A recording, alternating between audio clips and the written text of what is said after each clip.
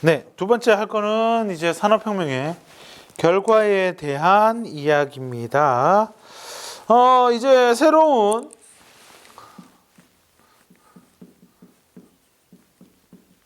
사회가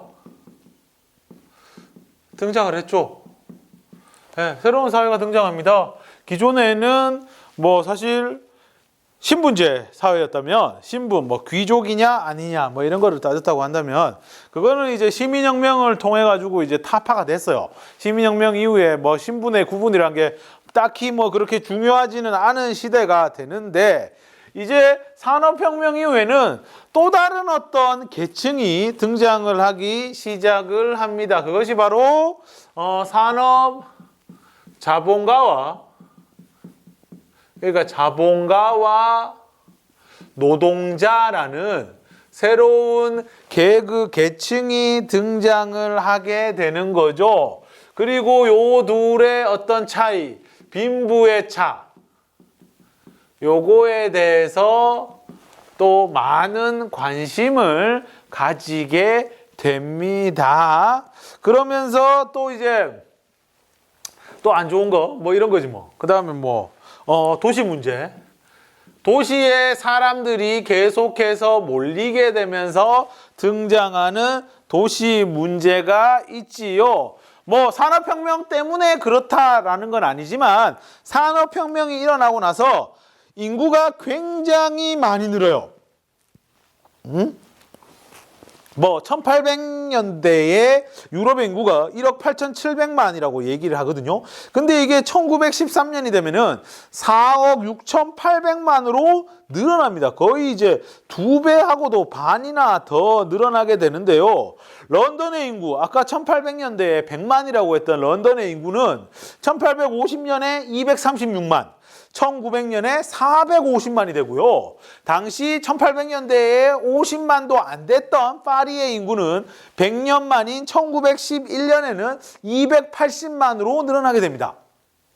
그리고 인구가 이제 농촌의 인구와 도시의 인구를 비교를 하자면 도시의 인구가 농촌의 인구보다 더 많아지는 현상이 벌어지게 됩니다.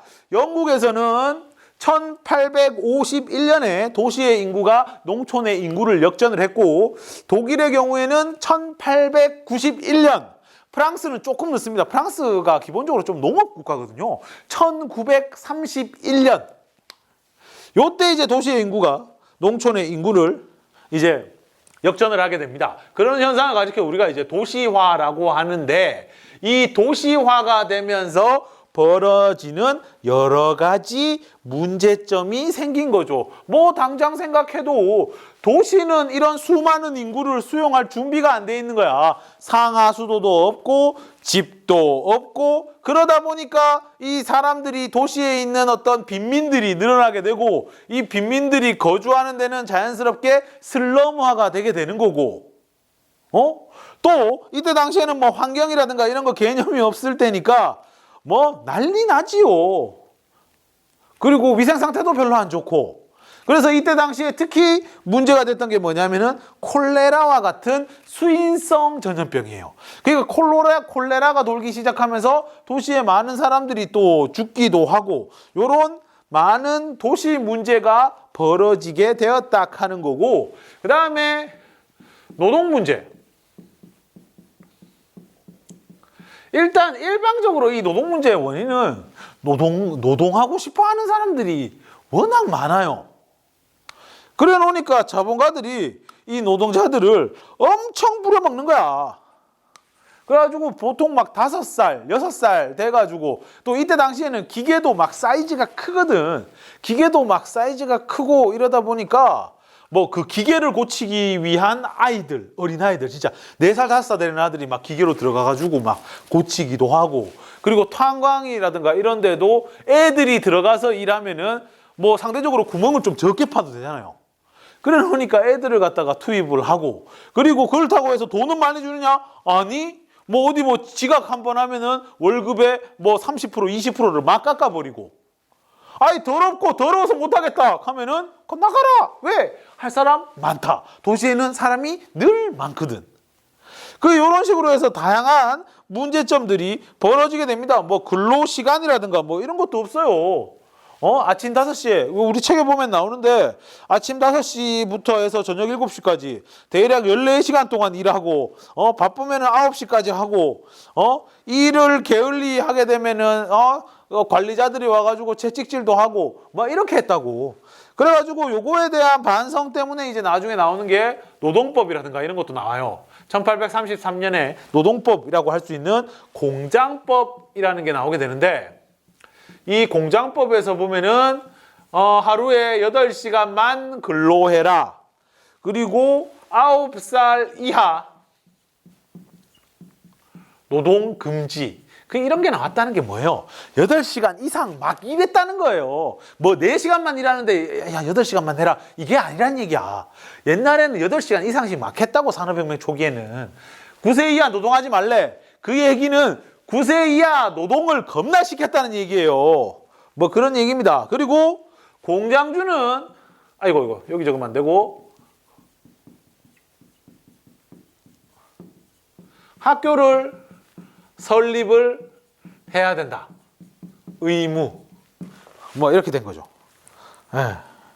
뭐 하여튼 뭐 다양한 문제들이 많았습니다. 그래가지고 원래 사실 도시에 도시에서 병도 많이 돌고 그랬는데 그 문제를 이제 해결해 준 게 바로 세균학의 발달이에요. 세균학이라고 할 수 있는 뭐 프랑스의 파스테르라든가 우리 우유 있지요? 우유 메이커. 그 다음에 독일의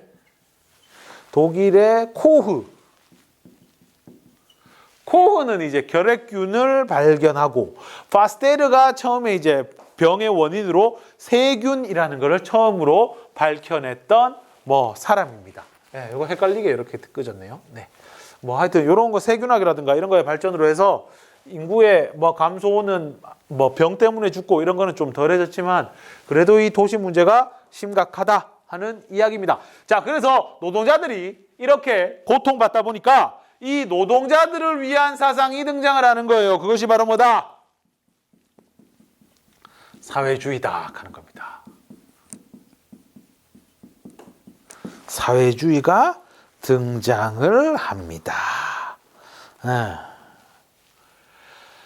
자, 사회주의. 내가 무슨 주의라는 거는 앞에 거를 하겠다는 얘기예요.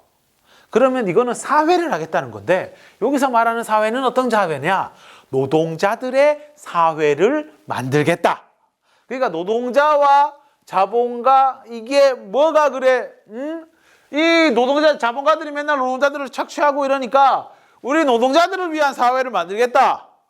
그래서 이런 걸 하려다 보니까 결국에는 재산이라는 게 있으면은 사유재산이라는 게 있으면은 결국 돈 많은 애가 자본가가 되고 돈 없는 아들이 노동자가 되니까 아예 그런 뿌리를 잘라버리는 거지. 어떻게? 사유재산 같은 거를 금지를 해서 공동재산을 하게 돼서 우리가 산업자본가라는 아주 계층이 나오는 거를 막 뿌리부터 씨를 말리겠다. 뭐 이런 얘기죠.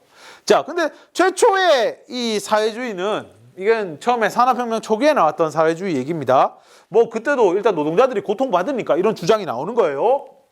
처음에는 이제 공상적 사회주의라고 불렀어요. 이거는 이제 뒤에 나오는 마르크스 거의 사회주의의 이분이 이거죠. 이거. 그분이 했던 얘기인데 이 공상적 사회주의라는 거는 뭐냐면은 설득, 공동체. 쉽게 말하면 자본가들을 설득하고 우리끼리 이제 공동체를 만들면서 어떤 사회주의라는 거를 실현을 하겠다라는 건데 이 공상이라는 게 쉽게 말하면 말도 안 된다는 얘기거든. 그냥 진짜 꿈 같은 생각이다. 뭐 그런 얘기인데 이 뒤에 사회주의를 주장하는 사람들이 요 앞 세대의 사회주의를 주장했던 사람들을 공상적 사회주의자라고 불렀어요. 그 대표적인 사람이 생시몽. 대체로 활동 시기는 1800년대 초반입니다. 이 사람은 1760년부터 1825년까지 살았던 사람이고요. 그 다음에 푸리에는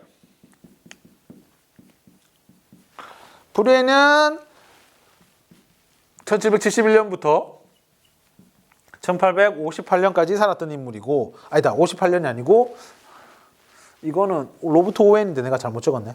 1772년부터 1837년. 그 다음에 로버트 오웬.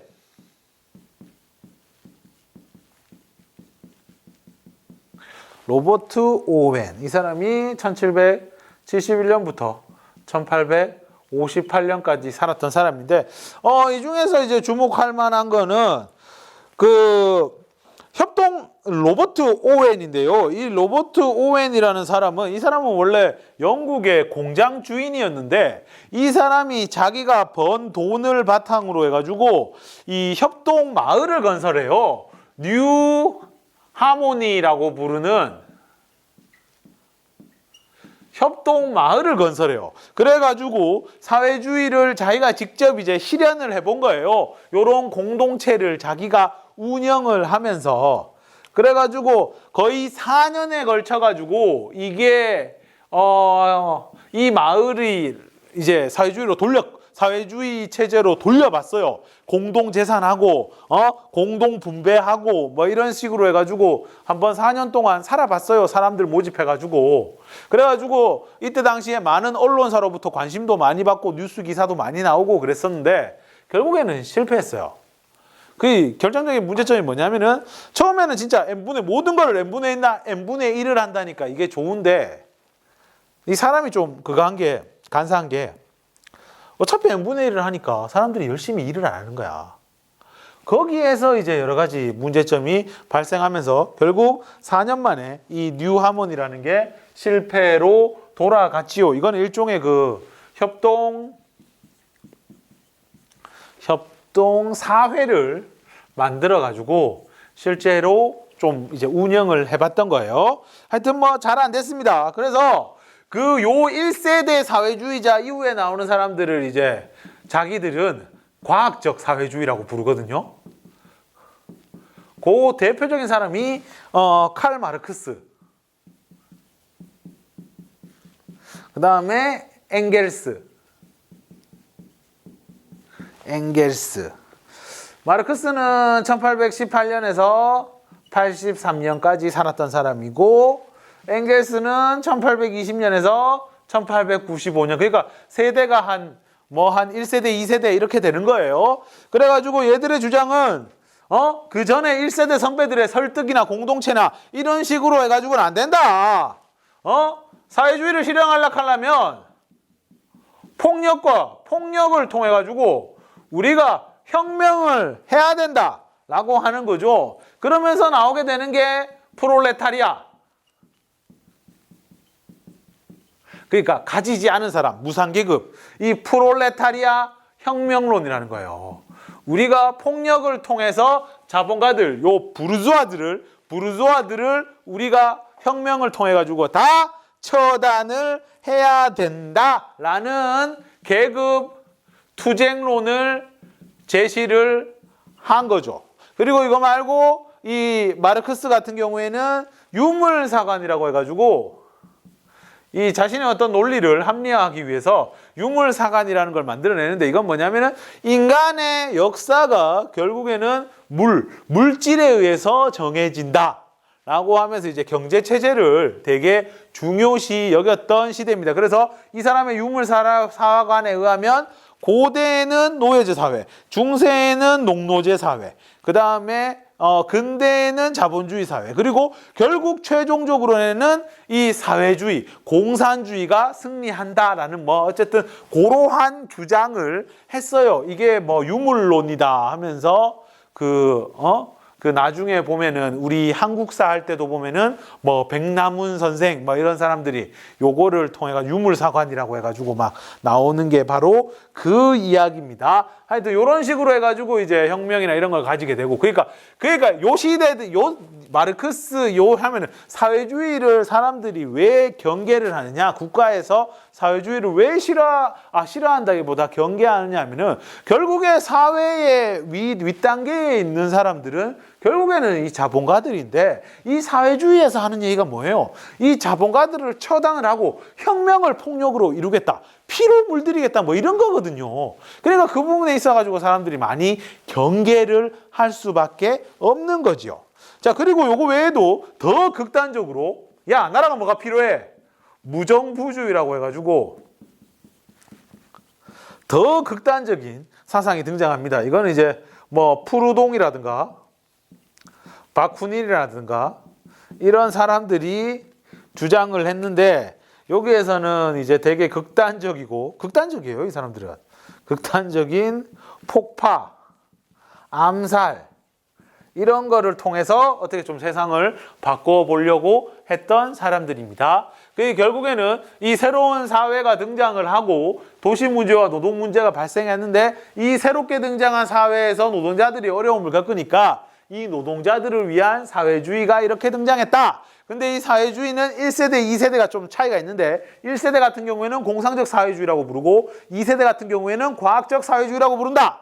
공상적 사회주의의 특징은 설득과 공동체 활동 이런 거를 통해 가지고 우리가 사회주의를 만들 수 있다 하는 거고 과학적 사회주의는 그게 뭐냐? 안 된다. 우리는 폭력과 혁명을 통해서만 가능하다. 라면서 이거를 주장하는 대표적인 사람이 마르크스라든가 엥겔스나 이런 사람이 있다 하는 게 결론입니다. 자, 여기까지 하면은 대략적으로 산업혁명에 대해서 이야기를 했고요. 이제 PPT 보도록 하겠습니다.